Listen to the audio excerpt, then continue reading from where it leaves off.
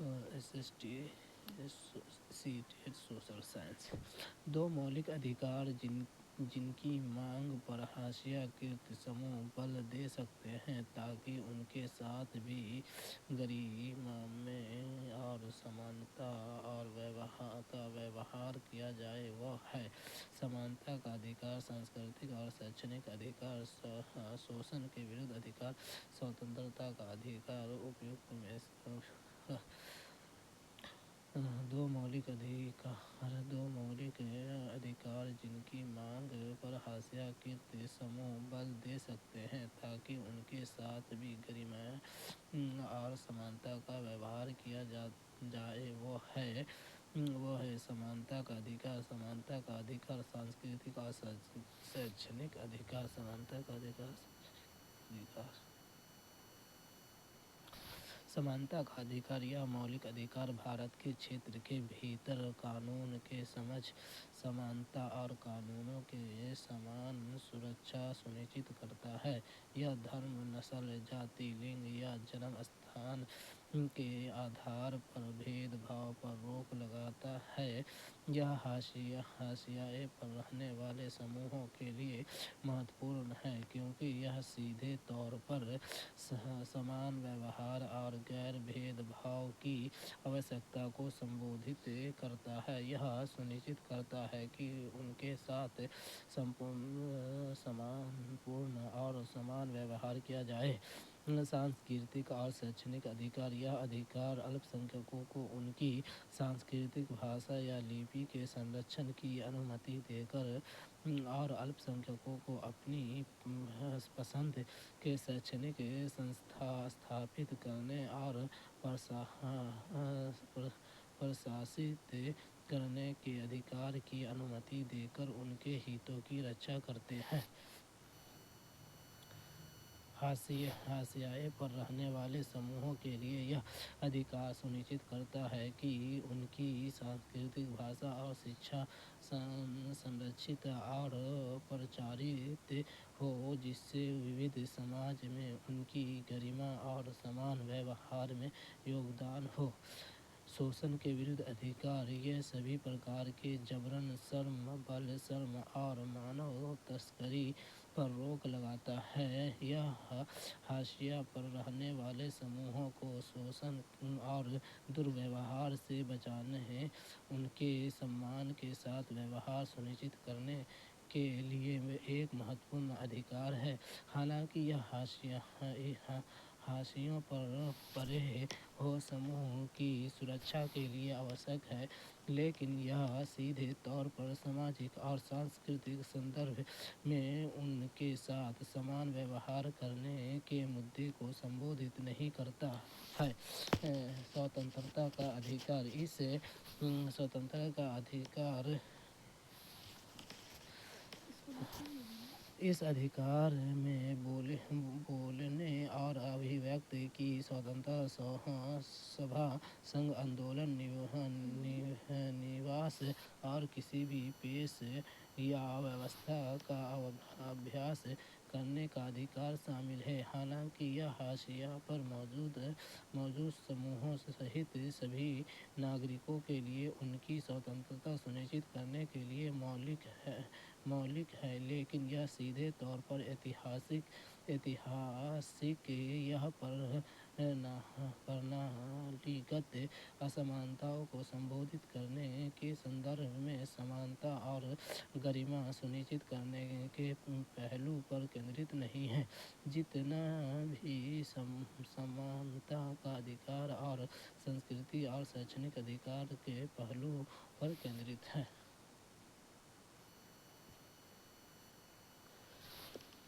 निम्नलिखित में से कौन सा संसाधन रणनीति एक सामाजिक विज्ञान की कक्षा की समावेशी बन सकती है?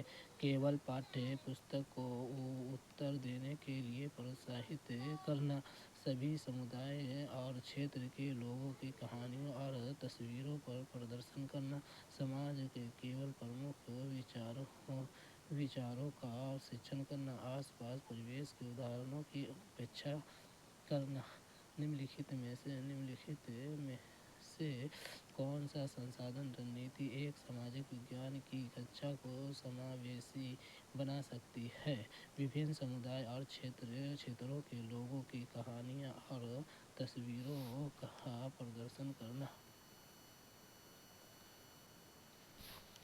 सामाजिक विज्ञान कक्षा में समावेशिता में एक ऐसा परिवेश बनाने के लिए विविध परिप्रेक्ष्य, अनुभवों और विचारों को शामिल करना शामिल है जो समाज की समृद्धि और जटिलता को दर्शाता है। विभिन्न समुदायों और क्षेत्रों के लोगों की कहानियाँ और तस्वीरों प्रदर्शित करने से विविधता को बढ़ावा देने और अधिक समावेशी शिक्षण परिवेश को बढ़ावा देने में मदद मिलती है। केवल पाठ्य पुस्तक के उत्तरों को प्रोत्साहित करना, केवल प्रमुख विचारों के शिक्षण और आसपास परिवेश के उदाहरणों की उपेक्षा करना समावेशिता को सीमित कर सकता है। इस प्रकार विभिन्न समुदायों और क्षेत्रों के लोगों की कहानियाँ और तस्वीरों का प्रदर्शन करना एक सामाजिक विज्ञान कक्षा को समावेशी बना सकता है। निम्नलिखित में से सामाजिक विज्ञान शिक्षण के कौशल आधारित उद्देश्य की पहचान कीजिए।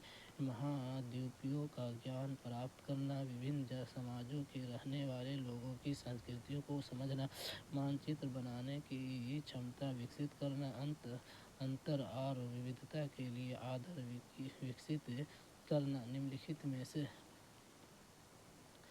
निम्नलिखित में से सामाजिक विज्ञान शिक्षा के कौशल आधारित उद्देश्य की पहचान कीजिए। मानचित्र बनाने की क्षमता विकसित करना। शिक्षा में कौशल आधारित उद्देश्य महत्वपूर्ण है क्योंकि वे वास्तविक दुनिया के परिदृश्यों में ज्ञान के अनुप्रयोग पर बल देते हैं, जिससे अधिक पूर्ण और सक्षम शिक्षार्थी में योगदान मिलता है। मानचित्र बनाने की क्षमता विकसित करना। यह उद्देश्य व्यावहारिक कौशल मानचित्र बनाने की क्षमता के अधिग्रहण पर बल देता है। मानचित्र बनाने के लिए स्थानीय समझ, सटीकता और भौगोलिक ज्ञान के अनुप्रयोग की आवश्यकता होती है। इसमें भौगोलिक विशेषताओं, स्थानों और स्थानिक संबंधों के बारे में जानकारी को दृश्य प्रतिनिधित्व में अनुवाद करना शामिल है। मानचित्र बनाने का कौशल व्यावहारिक है और विभिन्न संदर्भों में प्रयोग होता है, जिससे भूगोल, मानचित्र कला और यहाँ तक कि दैनिक जीवन में संचालन जैसे कार्यों के लिए भी शामिल है। इस प्रकार मानचित्र बनाने की क्षमता विकसित करना एक कौशल आधारित उद्देश्य है। महाद्वीपों का ज्ञान प्राप्त करना। एक विभिन्न समाजों में रहने वाले लोगों की संस्कृतियों को समझना जैसे उद्देश्य ज्ञान और समझ प्राप्त करने पर ध्यान केंद्रित करते हैं। उद्देश्य मानचित्र बनाने की क्षमता विकसित करना एक विशिष्ट व्यावहारिक कौशल के विकास पर केंद्रित है। कथन: भारतीय संविधान धार्मिक और भाषाई अल्पसंख्यकों की सुरक्षा का प्रावधान मौलिक अधिकार से करता है। यह अनुमान लगाता है कि यह अल्पसंख्यकों द्वारा संभव सांस्कृतिक प्रभुत्व को समझ अल्पसंख्यकों की सुरक्षा करता है। वे बहुसंख्यकों द्वारा किसी तरह के भेदभाव के अल्पसंख्यकों की सुरक्षा करता है। यह अल्पसंख्यकों के हितों की सुरक्षा करता है। यह अल्पसंख्यकों के आर्थिक अवसरों को गारंटी प्रदान करता है।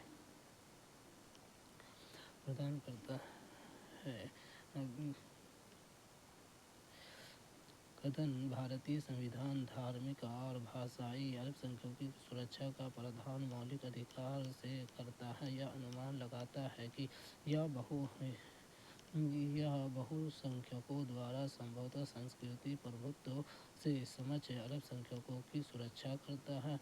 यह बहुसंख्यकों द्वारा किसी तरह के भेदभाव से अल्पसंख्यकों की सुरक्षा करता है। यह अल्पसंख्यकों के हितों की सुरक्षा करता है। ABC यह बहुसंख्यकों द्वारा संभावित सांस्कृतिक सर्वोच्च के विरुद्ध अल्पसंख्यकों की रक्षा करता है। भारतीय संविधान में अल्पसंख्यक के सांस्कृतिक और शैक्षणिक अधिकारों की रक्षा के प्रावधान शामिल है। ऐसा करने से यह सुनिश्चित होता है कि सांस्कृतिक रूप से अल्पसंख्यकों पर बहुसंख्यक आबादी का वर्चस्व नहीं है। यह कथन सही है। यह अल्पसंख्यकों को बहुसंख्यकों द्वारा किसी भी भेदभाव से बचाता है। भारत का संविधान धर्म, नस्ल, जाति, लिंग या जन्म स्थान के आधार पर भेदभाव पर रोक लगाता है।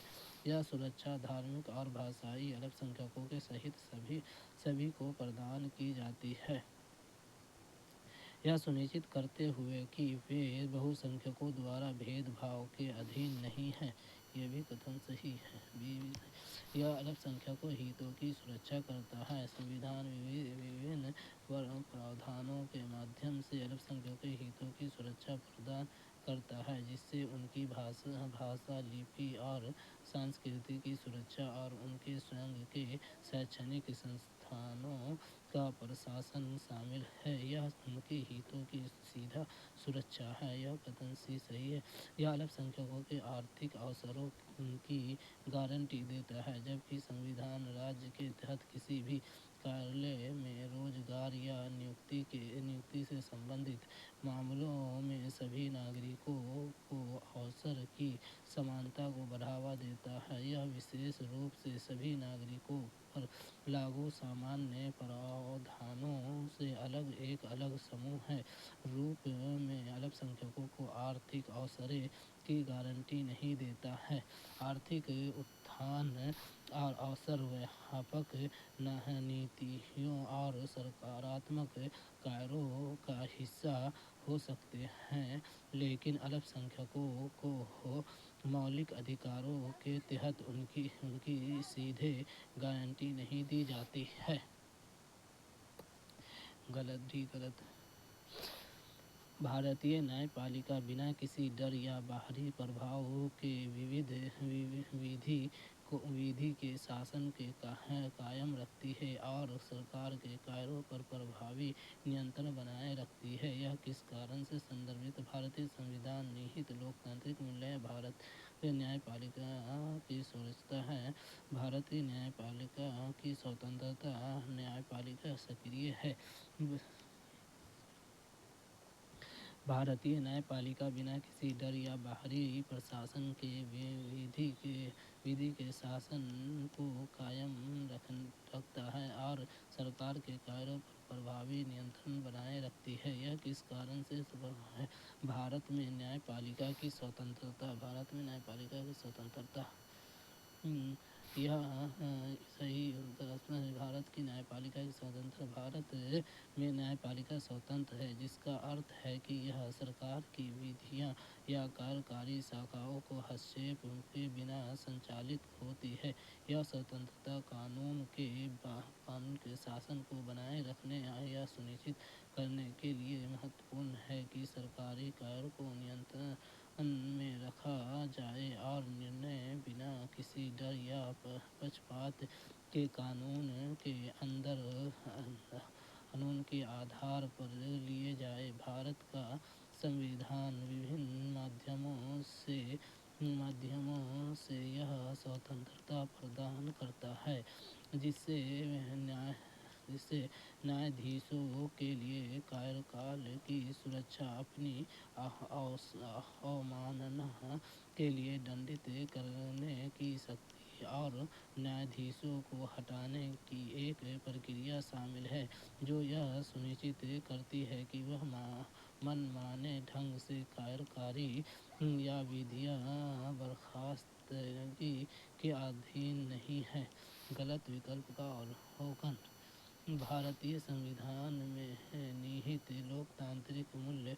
जबकि लोकतांत्रिक मूल्य भारतीय संवैधानिक ढांचे के लिए मौलिक है और न्यायपालिका सहित लोकतंत्र के समग्र कामकाज में योगदान करते हैं। वे विशिष्ट कारक नहीं हैं कि न्यायपालिका सरकार के कार्यों पर प्रभावी नियंत्रण क्यों बनाए रख सकती है। लोकतांत्रिक मूल्य सरकार की सभी शाखाओं का समर्थन करते हैं, लेकिन न्यायपालिका को सीधे उसकी स्वतंत्रता या नियंत्रण नहीं देते हैं। भारत में न्यायपालिका की सर्वोच्चता शब्द भ्रम हो सकता है, जबकि संविधान और कानूनों की व्याख्या में न्यायपालिका का अंतिम अधिकार है। यह शक्तियों के संतुलन को संदर्भ में सरकार की अन्य शाखाओं पर वर्चस्व को बराबर नहीं है।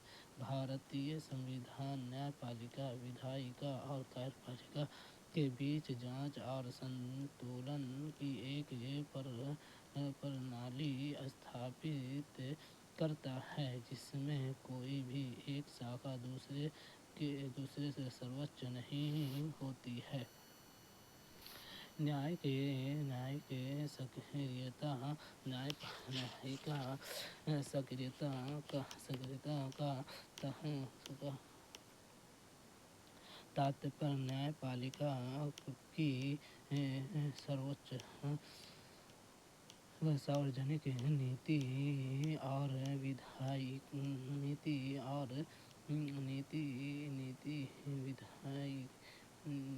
नीति और विधायिका क्षेत्रों में हस्तक्षेप करने की इच्छा से है। अक्सर संवैधानिक या कानूनी सिद्धांतों को लागू करने के लिए, खासकर जब सरकार की अन्य शाखाएं ऐसा करने में विफल रहती हैं। जबकि न्यायपालिका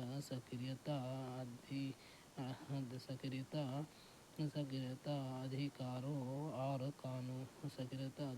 और कानूनों के शासन को सक्रिय रूप से बनाए रखने में न्यायपालिका को भूमिका को प्रदर्शित करती है, लेकिन यह मूलभूत कारण नहीं है कि न्यायपालिका सरकारी कार्यों को नियंत्रित कर सकती है। न्यायपालिका सक्रियता न्यायपालिका की स्वतंत्रता का परिणाम है, इसका कारण नहीं।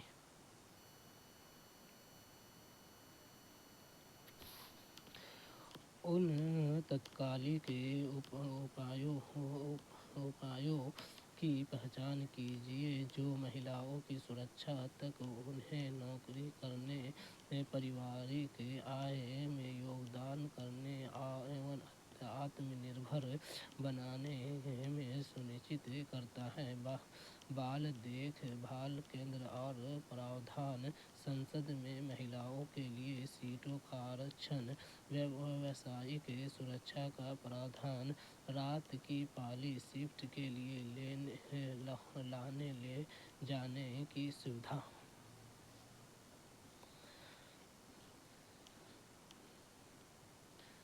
उन तात्कालिक उपायों की पहचान कीजिए जो महिलाओं की सुरक्षा तथा उन्हें नौकरी करने, पारिवारिक आय में योगदान करने एवं आत्मनिर्भर बनाने में सुनिश्चित करता है। बाल देखभाल केंद्र का प्रावधान, व्यावसायिक सुरक्षा का प्रावधान, रात की पाली शिफ्ट के लिए लाने ले जाने की सुविधा। ACD बाल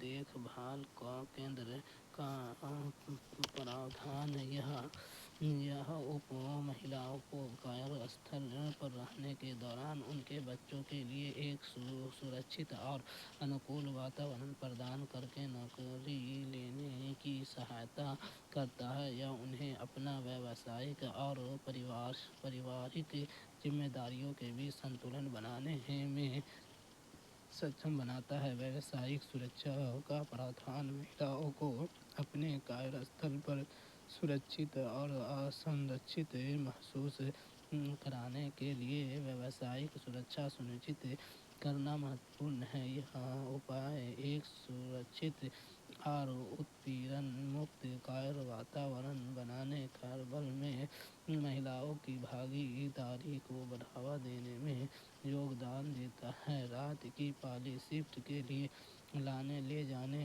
की सुविधा, विशेष रूप से रात्रि पाली के दौरान परिवहन सुविधा प्रदान करना महिलाओं की सुरक्षा को बढ़ाता है और उन्हें देर रात्रि के दौरान यात्रा की चिंता किए बिना कार्य करने में सक्षम बनाता है। अभिकथन और कारण को ध्यानपूर्वक पढ़िए।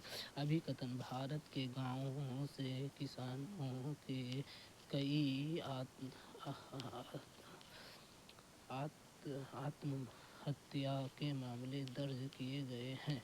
मानसून के अभाव और ऋण चुका पाने की अक्षमता किसानों में दुख का कारण बनती है।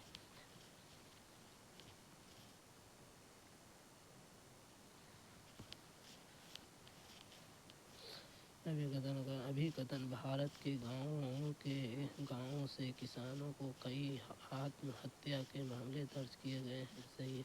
मानसून की अभाव और ऋण चुका पाने की अक्षमता किसानों को दुखों का कारण बनती है। ए और आर दोनों सही है। की व्याख्या करता है।